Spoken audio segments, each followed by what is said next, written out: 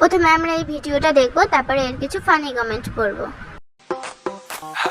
भीगा ये बदन तेरा पानी में आग लगाए, baby you just like a fish, किसी के हाथ ना आए, वाटर से खेलती हो, मजे तुम लेती हो, हमें ना देती हो, जो मांगू टेल मी व्हाई।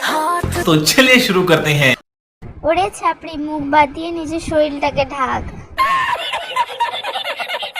জলে আগুন লাগাতে হবে না, তোদের দেখে এমনিতেই জলের গার্জ হয়ে যাবে।